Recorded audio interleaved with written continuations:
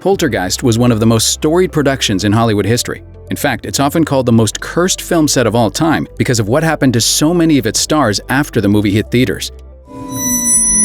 They're here. But even during the making of the now classic movie, there were enough real-life scares to justify that reputation. Let's take a look at some of the freakiest things that happened behind the scenes of this haunted house favorite.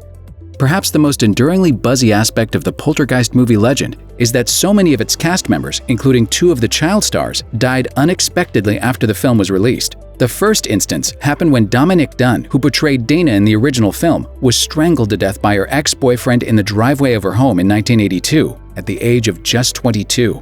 Then, in 1988, child star Heather O'Rourke died at the age of 12 from cardiac arrest after experiencing septic shock from a congenital bowel obstruction. She completed filming on the 3rd installment of the Poltergeist franchise a few months before her unexpected death, but the film had yet to be released at the time. Although other cast members would later perish from more natural causes, the expiration of the film's 2 young actresses caused many to speculate that their involvement with the supernatural movie had something to do with their untimely demises. Before Dunne and O'Rourke's deaths, there was another eerie incident which nearly claimed the life of one of the Freeling children off-screen. Actor Oliver Robbins, who portrayed the middle child Robbie, was actually strangled by the very animatronic clown that tormented his character so in the film. If it weren't for the intervention of producer Steven Spielberg, he's not sure what would have happened to him. Nothing good, probably. As Robbins recalled, the way they shot the sequence, they didn't really have the special effects the way they do today. So the clown doll had this extended arm, and they had me act backwards. The contraption caught around my neck. Steven saw that, probably in the video assist deck, and he pulled me away from it. Who knows what might have happened otherwise? It was very fast. Maybe I wouldn't be here today. As if that demonic clown wasn't already scary enough. Achieving authenticity in a Hollywood production can be tough, especially in the sci-fi horror realm. But this might be taking things a little too far. You know the scene when the Freeling mom is thrown in the muddy pool and all these corpses start to float to the surface around her, causing her to scream and freak out? Well, if that reaction seemed especially realistic to you, there may be a reason. Actress Jo Beth Williams revealed during her Reddit AMA, "When we were shooting, I thought the skeletons were fake. I thought the prop department made them. But later I found out they were real skeletons bought very cheaply. That really grossed me out." Talk about suffering for your craft. Moved the cemetery, but you left the bodies, didn't you? You left the bodies and you only moved the headstones! Williams experienced a series of frights in her temporary home during production on the first installment as well. She said in her AMA that the picture on her apartment wall kept shifting while she left to shoot the movie, but she later decided it was her own fault for slamming the front door. That's still just her theory, but hey, whatever helps her sleep at night. Meanwhile, author James Caan, who was writing the novelization of the movie, also experienced a case of the heebie-jeebies at home. A lightning bolt struck his building as he was finishing up the project and blew the facing of his air conditioning unit across the room, which struck him in the back. After that, the lights came back on and his video games started playing themselves.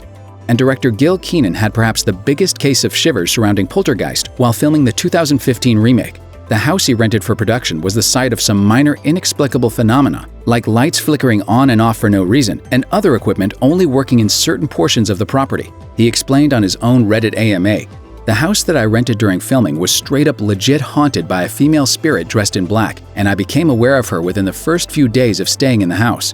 And only after I left did I receive a call from the previous owner, who had moved back in and was terrified by the goings-on in the house, and wanted to see if I had experienced any of it.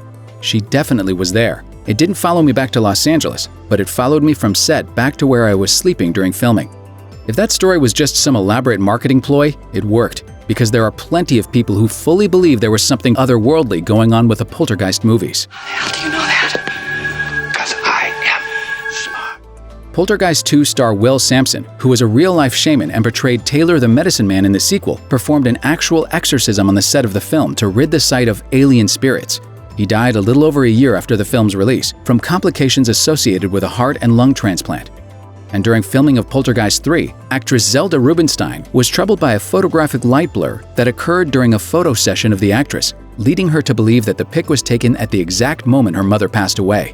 The production of Part 3 was also an explosive one, as a garage that was to be used for filming caught fire after plastic fake ice poured onto prop cars ignited into flames and injured 3 crew members. A fire chief responding to the scene told the Los Angeles Times, "A ball of fire chased everyone out there. There was black smoke all over the place. This was all supposed to be done with the best of taste, but somehow it got away." The cause of the mishap, he said, was unexplained, since the crew on set were amply prepared to pull off the shot correctly when they began working that night. I know, but there are many dangers you must consider, Stephen. Sounds like the choice to use real-life skeletons came back to haunt everyone involved in this franchise.